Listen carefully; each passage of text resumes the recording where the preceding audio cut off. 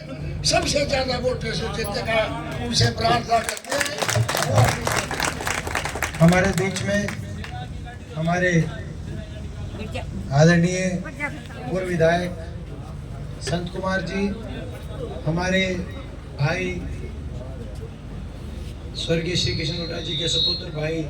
जीता हुड्डा जी हमारे बीच में, हमारे डॉक्टर कपूर सिंह नरवाल जी जो हमारे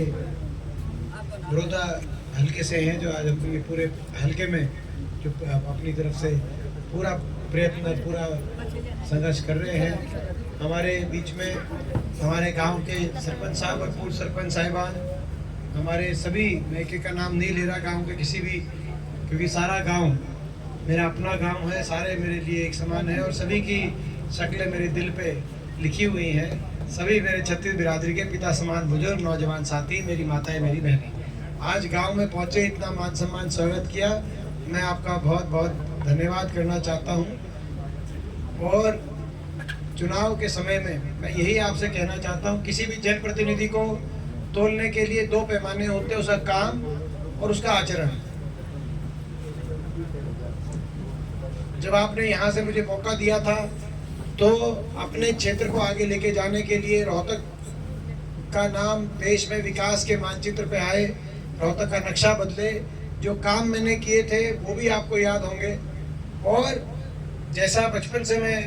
लेकर आज तक, क्योंकि मेरा अपना गांव है,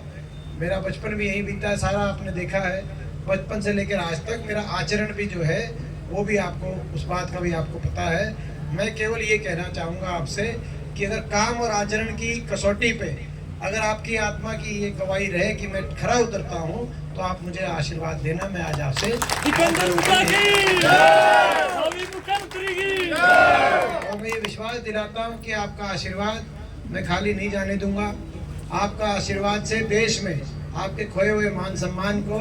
मैं बढ़ाने का काम करूंगा दिल्ली पहुंचकर, और अपने इलाके के रुके हुए विकास कार्यों को मैं आगे बढ़ाने का काम करूंगा। और मैं ये भी विश्वास दिलाता हूं कि ये आशीर्वाद केवल एक सांसद बनाने का ही फैसला साबित नहीं होगा, ये आशीर्वाद हरियाणा की अगली सरकार बनाने का भी ये फैसला साबित होगा। आज मैं इतना धन्यवाद करता हूँ पूरे गांव का, क्यों इतनी गर्मी में, आज रिकॉर्ड तोड़ गर्मी है, रिकॉर्ड तोड़ गर्मी में आज इतनी बड़ी संख्या में पूरा गांव और खास तौर पे हमारी माताएं, बहनें, आप लोग निकल के आए हो, यही मेरे लिए बहुत बड़ा आशीर्वाद है। मैं यही कह सकता हूँ कि भाई आपके इस आशीर्वाद से और आपके इस मान सम्मान से की जो पगड़ी आपने बांधी हुई है, इसका मैं हमेशा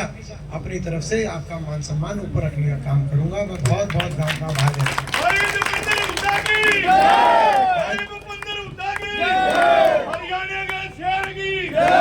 आज हरियाणा में ऐसी सरकार,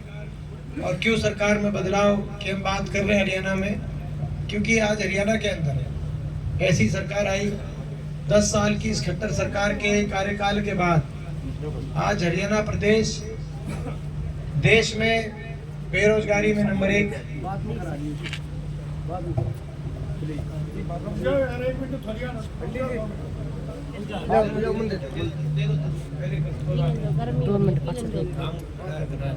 गर्मी हो रही भाई, कोई ना पी लेंगे,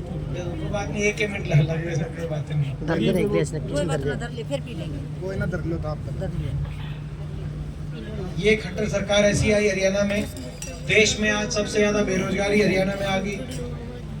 आज महंगाई की मार हर घर परिवार पर, रोजगार मिला नहीं, पढ़े लिखे बच्चे कहीं सीटी के उलझन में, कहीं किसी उलझन में, और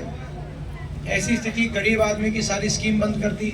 गरीब के मकान आया करते पहले, वो गरीब के मकान 10 साल से कोई एक आधा दुका कहीं आया मकान किसी गांव में ना, तो ज्यादातर गरीब के मकान नहीं आए। आईडीज में उलझा दिया, पोर्टलों में उलझा दिया, कागजों में गरीब आदमी को।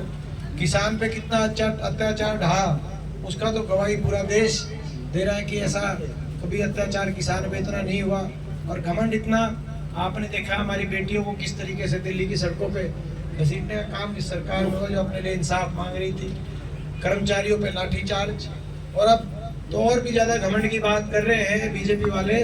कह रहे हैं कि हम बाबा साहब का संविधान तोड़ेंगे।